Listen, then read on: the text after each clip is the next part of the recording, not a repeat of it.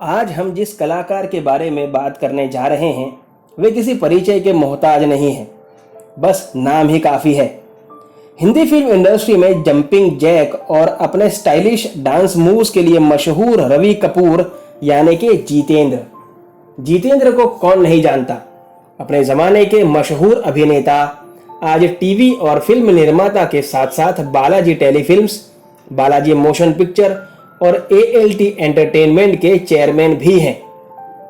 ये अपने समय के अपने डांसिंग स्टाइल को लेकर बहुत फेमस थे और इसके द्वारा अपने दर्शकों का ध्यान अपनी पिक्चर्स के प्रति आकर्षित करते रहते थे। जितेंद्र का बचपन का नाम रवि कपूर था, जिसे बाद में इन्होंने परिवर्तित कर दिया था। इनका जन्म 7 अप्रैल 1942 को हुआ था।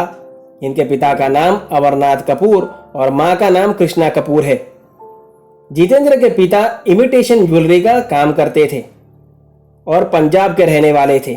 जितेंद्र का जन्म भले ही पंजाब में हुआ हो, परंतु इन्होंने अपना बचपन गीर गांव मुंबई में ही बिताया।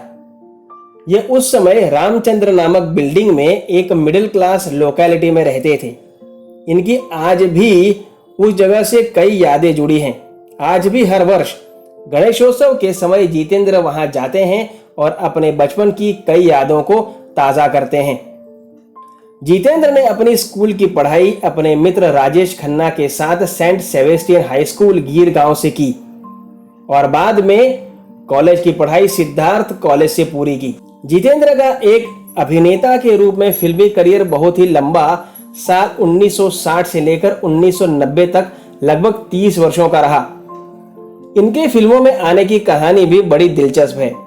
जब वे अपने पिता के बिजनेस के चलते ज्वेलरी का सप्लाई करने के लिए फिल्म इंडस्ट्री गए तो वहां इन्हें वी शांताराम के द्वारा पसंद किया गया और उनके लुक से आकर्षित होकर इन्हें अपनी फिल्म नवरंग के लिए कास्ट करने का फैसला किया।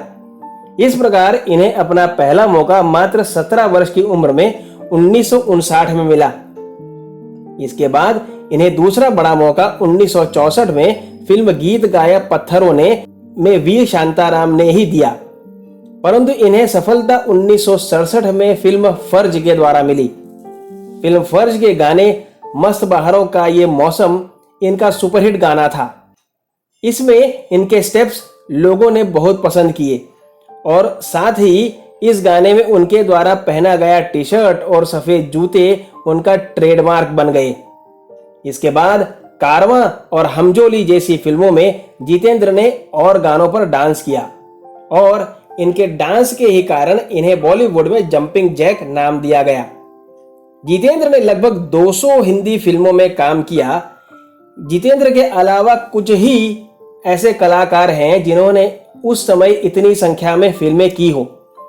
जितेंद्र ने हवा हवाई गर्ल नाम से मशहूर श्रीदेवी और जया प्रदा के साथ कई फिल्मों में काम किया। इनके साथ की गई कुछ फिल्मों के नाम संजोग, औलाद, मजाल, जस्टिस चौधरी, मवाली, हिम्मत वाला, जाने दुश्मन, तोहफा आदि हैं। इसके अलावा इन्होंने साथ में कुछ तेलुगु फिल्मों में भी काम किया है। उस समय इनकी जोड़ी सुपरहिट जोड़ियों में से एक थी। इसके अलावा इस समय जितेंद्र ने गुलजार साहब के साथ परिचय, किनारा और खुशबू फिल्म में भी काम किया। अब बात करते हैं जितेंद्र के वैवाहिक जीवन की, जो एक बड़ी रोचक कहानी है। जितेंद्र की उनकी पत्नी शोभा से पहली मुलाकात जब हुई तब वे मात्र 14 वर्ष की थी। इसके बाद उन्होंने अपनी स्कूली शिक्षा पूरी कर कॉलेज कंप्लीट किया और फिर ब्रिटिश एयरवेज में एयर होस्टेस की नौकरी करने लगी। जब जितेंद्र 1960 से 1966 के बीच में अपने आप को इंडियन सिनेमा में स्थापित करने की कोशिश कर रहे थे, तब उनका रिलेशन शोभा के साथ शुरू हुआ, जो कि 1972 तक चला। इनकी शादी भी बहुत ही फिल्मी अंदाज में संपन्न हुई। 31 अक्टूबर की सुबह जितेंद्र ने अपने माता पिता को फोन करके यह कहा कि वो उसी दिन शाम को शोभा से शादी करने जा रहे हैं। जितेंद्र के माता पिता ने उनसे शादी एक सप्ताह बाद करने के लिए कहा ताकि वे शादी की तैयारी अच्छे से कर सकें, परंतु शादी की तारीख और आगे टलने के डर से जितेंद्र ने उनकी बात नहीं मानी। उस समय शोभा की मां भी जापान में थी और इस तरह जितेंद्र और शोभा ने शादी करने का निर्णय लिया। इनका विवाह एक बहुत ही सामान्य तरीके से कुछ पारिवारिक लोग और मेहमानों के बीच संपन्न हुआ। इनके विवाह में फिल्म इंडस्ट्री के राजेश खन्ना, गुलजार साहब और संजीव कुमार भी शामिल थे। हेमा मालिनी ने अपनी बायोग्राफी में यह स्पष्ट किया है कि वे और जितेंद्र शादी करने का फैसला ले चुके थे, परंतु वे बाद में पीछे हट गईं। हर अभिनेताओं की तरह जितेंद्र के जीवन से भी कई कंट्रोवर्सीज जुड़ी हैं और ये मैं पक्के तौर पर कह सकता हूं कि इसके बारे में आपको पहले से कोई भी जानकारी नहीं होगी। जितेंद्र का अपनी शादी से पूर्व हेमा मालिनी से अफेयर था और ये उस समय चर्चा का विषय बना हुआ था। पूरी बात इस प्रकार है कि जितेंद्र और शोभा कपूर का अफेयर कई वर्षों से चल रहा था, परंतु इसी बीच जितेंद्र ने हेमा के साथ कई फिल्में की और उनका आकर्षण हेमा की तरफ बढ़ने लगा।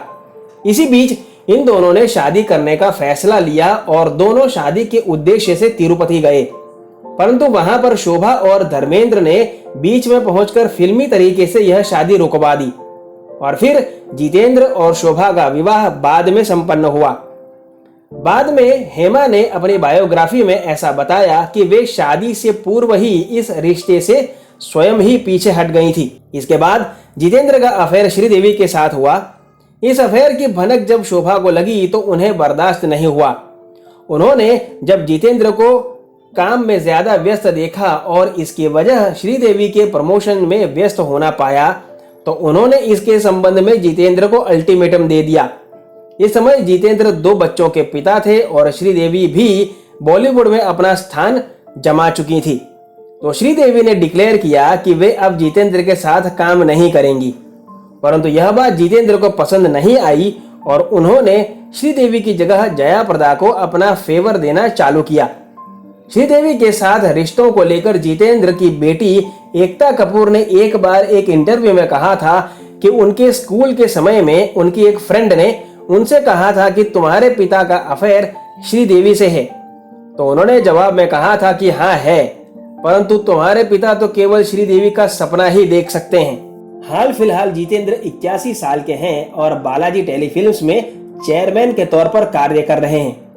आपके चहेते अभिनेता जितेंद्र के बारे में ये जानकारी आपको कैसी लगी कमेंट करके जरूर बताइएगा और अपने चहेते कलाकार के बारे में ऐसी ही अनकही अनसुनी रोचक बातें जानने के लिए जुड़िए फिल्मी तराना चैनल के साथ। आपसे मुलाकात होगी जल्द, तब तक अपना ख्याल रखें। धन्यवाद।